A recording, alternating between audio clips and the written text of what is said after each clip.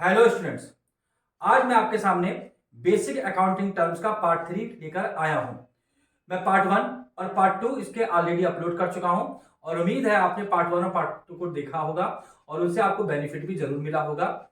आपको basic accounting terms clear भी हो गई होंगी। इसी सीरीज को आगे कंटिन्यू करते हुए मैं आपके लिए बेसिक अकाउंटिंग टर्म का पार्ट 3 लेके आया हूं, जिसमें कुछ और हम इंपॉर्टेंट अकाउंटिंग टर्म्स को समझेंगे, उनको जानेंगे। एक बात समझ लीजिए, जो बेसिक अकाउंटिंग टर्म्स है उनको आपके लिए समझना बहुत जरूरी है। अगर आप उन बेसिक अकाउंटिंग टर्म्स के कॉन्सेप्ट को क्लियर नहीं करेंगे तो समझ लीजिए आपको अकाउंटिंग के कॉन्सेप्ट भी क्लियर नहीं होंगे। इसलिए ये बेसिक अकाउंटिंग टर्म्स के जो वीडियो मैं बना रहा हूं वो आपके लिए बहुत यूजफुल है, बहुत ही आपके लिए बेनिफिशियल है। इनको आप देखिए, इनसे समझिए और इनसे लाभ उठाइए। एक बात समझ लीजिए, आप जो पढ़ रहे हैं, आप जो लिख रहे हैं, उसमें कंटिन्यू होना बहुत जरूरी है, उसमें निरंतरता की बहुत जरूरत है। अगर आपकी स्टडी कंटिन्यूअस रहेगी, चाहे आप भले ही थोड़ी देर पढ़िए, आधा घंटा 1 घंटा, थोड़ी देर ही पढ़िए, लेकिन अपनी स्टडी को कंटिन्यू रखिए। ये कंटिन्यूअस स्टडी में होना बहुत जरूरी है। अगर आप किसी दिन नहीं भी पढ़ पा रहे हैं तो भी एक बार को अपने मन में उन चीजों को रिवाइज कीजिए जो आप ऑलरेडी पढ़ चुके हैं। इससे आपकी जो निरंतरता है, आपकी जो कंटिन्यूसी है, वो भंग नहीं होगी और आप क्या करेंगे, आप अच्छे से अपनी पढ़ाई को कर सकेंगे, कॉन्सेप्ट को क्लियर कर सकेंगे। एक बात समझ लीजिए, education has the bitter root. Education की जड़ें तो जरूर कड़वी होती हैं, but its fruits are sweet. लेकिन इसके जो फल होते हैं बहुत ही मीठे होते हैं। इसलिए आपका काम केवल क्या है, आपका काम मेहनत करना है। अपनी शिक्षा के लिए, अपनी स्टडी के लिए मेहनत कीजिए, आपको फल इसका जरूर मिलेगा। मैं अपनी तरफ से मेहनत कर रहा हूं आपको पढ़ाने के लिए, आप अपने पढ़ने में मेहनत कीजिए। चलिए आइए, इसी ध्येय के साथ, इसी एम के साथ हम आज का वीडियो शुरू करते हैं और देखते हैं कि आज कौन से बेसिक अकाउंटिंग टर्म्स मैं आपको पढ़ाने वाला हूं।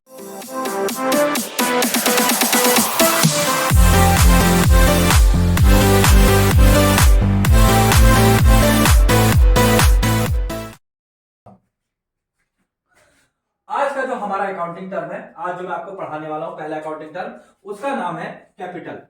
ये कैपिटल जो है, ये बहुत ही, इसका कॉन्सेप्ट क्लियर करना आपके लिए बहुत जरूरी है, क्योंकि कैपिटल आपके सामने बार बार आएगा। अब कैपिटल होती क्या है? कैपिटल जो होती है वो amount invested by the owner. ये बात समझिए कि जो अमाउंट इन्वेस्ट किया था ओनर के द्वारा, यानी कि बिजनेस का मालिक जो है, जो बिजनेस में पैसा लगाता है। यानी कि जैसे भी किसी भी तरह का बिजनेस हो, चाहे वो बड़ी कंपनी हो, चाहे वो छोटा से छोटा बिजनेस हो, उसमें सबसे पहले आप लोग क्या करते हैं, अगर बिजनेस स्टार्ट करना है तो उसमें सबसे पहले क्या होगा, आपको अपने पास से पैसा लगाना होगा। इसी को हम इन्वेस्टमेंट कहते हैं। तो जो अमाउंट इन्वेस्ट किया था ओनर के द्वारा अपने बिजनेस में, इज नोन, उसी को हम जानते हैं, किस नाम से जानते हैं? उसी को हम कैपिटल के नाम से जानते हैं। It is brought in the form of cash और असेट। अब यहां पे एक बात समझ लीजिए, जो कैपिटल है वो नकद यानी कैश में भी हो सकती है और असेट्स में भी हो सकती है। यानी इन्वेस्टमेंट कैश में भी हो सकता है और असेट्स कहने का मतलब वो मशीन में, प्लांट में, बिल्डिंग के रूप में भी कैपिटल हो सकती है। इसका ये फॉर्म हो सकता है। अब फॉर द बिजनेस एंटिटी, अब बिजनेस की अगर एंटिटी की बात करें तो कैपिटल क्या है? कैपिटल उसके लिए एक ऑब्लिगेशन है। ये पॉइंट जरूर ध्यान रखिएगा कि कैपिटल क्या है? कैपिटल बिजनेस के ऊपर एक ऑब्लिगेशन होती है, बिजनेस के ऊपर एक लायबिलिटी होती है। इसी कारण से कैपिटल को क्या माना जाता है? कैपिटल को लायबिलिटी माना जाता है। आपको याद होगा कि आपको जो मैंने पार्ट 2 बेसिक अकाउंटिंग टर्म का अपलोड करके दिया है, उसमें भी क्या है, उसमें मैंने बताया कि कैपिटल क्या है? कैपिटल एक लायबिलिटी के अंदर कैटेगराइज होता है। आगे देखते हैं, capital is the amount, capital वो अमाउंट है with the help of it, जिससे goods and assets are purchase. ये बात आप समझ गए होंगे, क्योंकि इन्वेस्टमेंट अमाउंट होता है, तो इन्वेस्टमेंट अमाउंट से हम क्या करते हैं? गुड्स एंड असेट्स को क्या करते हैं? परचेज करते हैं इन द बिजनेस। किसमें? बिजनेस में। तो ये हमारी कैपिटल होती है। अब कैपिटल के लिए क्या है? कैपिटल क्या है? वो क्या है कि अमाउंट इन्वेस्टेड किया था ओनर के द्वारा, उसको हम कैपिटल कहते हैं। कैपिटल कैश और असेट्स में भी हो सकती है और कैपिटल जो है बिजनेस एंटिटी के ऊपर क्या होती है? एक लायबिलिटी के रूप में मानी जाती है।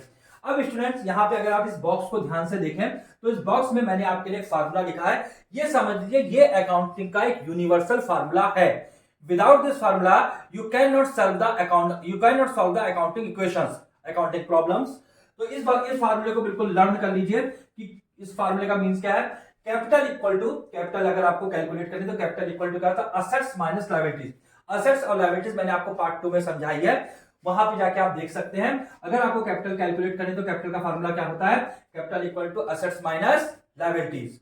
तो इस तरीके से ये हमारा कैपिटल का कॉन्सेप्ट होता है, ये हमारा कैपिटल का टर्म होता है। अब कैपिटल के साथ साथ एक और दूसरा टर्म हम इंपॉर्टेंट टर्म देखते हैं जिसको हम कहते हैं ड्राइंग्स।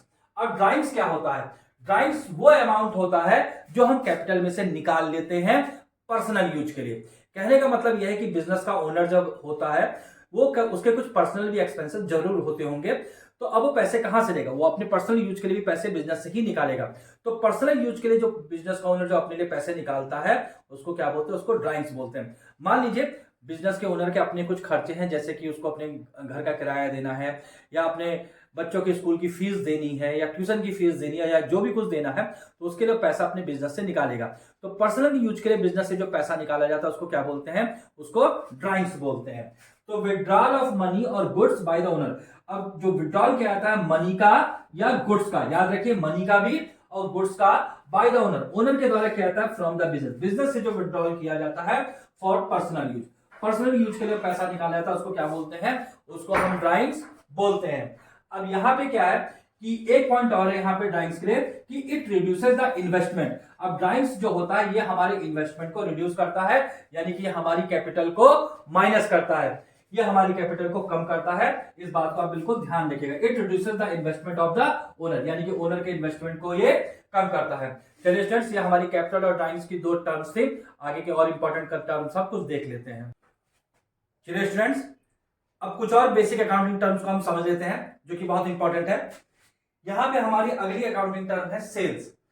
अब सेल्स क्या होता है? आमतौर पे हम सभी लोग जनरली सेल्स के मीनिंग को जानते हैं कि अपने यहां से, अपनी दुकान से, अपनी शॉप से या अपने बिजनेस से किसी चीज को बेचना या सर्विस प्रोवाइड करना, उसको क्या बोलते हैं? उसको सेल्स बोलते हैं। यहां पे सेल्स का मीनिंग क्या है? सेल्स मीन्स, सेल का मीनिंग क्या होता है?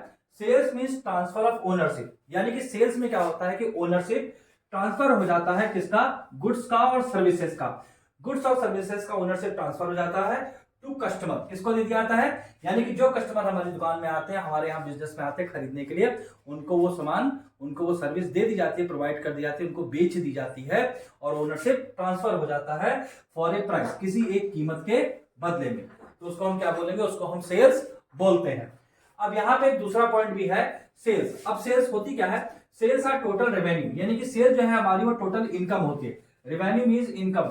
सेल्स हमारी वो टोटल रेवेन्यू होती है फ्रॉम गुड्स, जो गुड्स और सर्विस को हम बेचते हैं और प्रोवाइड या फिर प्रदान करते हैं टू कस्टमर्स। किसको प्रदान करते हैं? कस्टमर्स को हम देते हैं, उसको हम क्या बोलते हैं? उनको भी हम सेल्स बोलते हैं। यहां पे एक पॉइंट और है, द टर्म सेल्स, जो शब्द सेल्स जो है is used only for the sales of those goods. जो शब्द सेल्स है उसको हम उन सामान के लिए यूज करते हैं, उन गुड्स के लिए यूज करते हैं which are purchase for resale purpose, यानी कि जिनको रीसेल पर्पस से खरीदा गया है। अब ऐसा नहीं है कि अगर हम उनको बेचने के लिए नहीं खरीदते हैं तो उसको क्या करेंगे? उसको सेल्स नहीं बोला जाएगा। मान लीजिए जैसे आप किसी क्लॉथ मर्चेंट के यहाँ कपड़ा खरीदने के लिए जाते हैं, तो जब क्या करते हैं? जब आप उससे कपड़ा खरीदते हैं तो ये उसके लिए एक सेल्स होगी। लेकिन वही क्लॉथ मर्चेंट अगर अपने यहाँ कुछ फर्नीचर रखे हुए है पूरा, और वो अपना वो पुराना फर्नीचर मान लीजिए वो बेचता है, तो इसको हम सेल्स कतई नहीं कह सकते। क्योंकि क्या है? क्योंकि उसका काम क्या है? उसका काम है कपड़ा बेचना, और वो कपड़े को ही क्या करता है? कपड़े को ही खरीदता है आगे रीसेल करने के लिए। तो इसलिए क्लॉथ मर्चेंट के लिए कपड़ा बेचना क्या होगा? एक सेल्स होगा। लेकिन उसके लिए ओल्ड फर्नीचर को बेचना वो सेल्स नहीं कहलाएगा। उम्मीद आप सेल्स को समझ गए होंगे। अब यहाँ पे आगे हम समझते हैं कि सेल्स क्या होती है। सेल्स दो तरह की होती है, एक होती है कैश सेल्स और दूसरी होती है क्रेडिट सेल्स। यानी कि सेल जो होती है वो नकद में भी होती है और सेल जो होती है वो नकद में वो उधार में भी होती है, यानी क्रेडिट में भी होती है।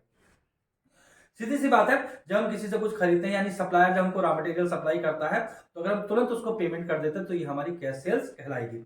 लेकिन अगर मान लीजिए तुरंत पेमेंट नहीं किया जाता है और पेमेंट कुछ समय के बाद करने के लिए कहा जाता है, तो उसको क्या कहेंगे? इसको क्रेडिट सेल्स कहा जाएगा। चलिए, उम्मीद आप सेल्स के टर्म को समझे होंगे। अब इसके साथ साथ हम अगला टर्म समझते हैं, सेल्स रिटर्न। सेल्स रिटर्न क्या है? सेल्स के साथ क्या है? एक और टर्म जुड़ा हुआ है, सेल्स रिटर्न। अब सेल्स रिटर्न क्या होता है कि जब कोई बिजनेस कुछ सामान बेचता है अपने कस्टमर को और वो कस्टमर जो है कुछ सामान वापस कर देता है उसमें से, तो उसको हम सेल्स रिटर्न के रूप में जानते हैं। यानी कि बिक्री किए हुए सामान में से कुछ सामान जब हमको वापस कर दिया जाता है कस्टमर के द्वारा, तो उसको क्या बोलेंगे? उसको सेल्स रिटर्न बोलेंगे। जैसे क्या है? When some customers return the goods, जब कुछ कस्टमर क्या करते हैं? सामान को वापस कर देते हैं, sold to them, जो सामान क्या किया गया? जो सामान को बेचा गया है, is termed as sales return, उसको क्या कहेंगे, उसको सेल्स रिटर्न कहा जाएगा। यानी कि बेचे गए सामान में से कुछ सामान व्यापारी को, बिजनेसमैन को वापस कर दिया जाता है तो उसको सेल्स रिटर्न कहा जाता है। एक बात और ध्यान रखिएगा, सेल्स रिटर्न को रिटर्न इनवर्ड्स भी बोलते हैं। यही बात मैंने परचेज में बताई थी कि परचेज रिटर्न को परचेज आउटवर्ड्स बोलते हैं और सेल्स रिटर्न को रिटर्न इनवर्ड्स बोलते हैं। इस बात को याद रखिएगा। तो स्टूडेंट्स, आज मैंने आपको ये इंपॉर्टेंट अकाउंटिंग टर्म्स समझाए हैं। उम्मीद है आपको समझ में आए होंगे। अब अगले वीडियो में मैं आपको और बचे हुए अकाउंटिंग टर्म्स समझा दूंगा, आपके अकाउंटिंग टर्म्स के कॉन्सेप्ट क्लियर हो जाएंगे। उसके बाद हम आगे अपना अगला टॉपिक शुरू करते हैं। तब तक के लिए आप अपनी पढ़ाई को कंटिन्यू रखिए, उसको जारी रखिए और आपको बेस्ट ऑफ लक।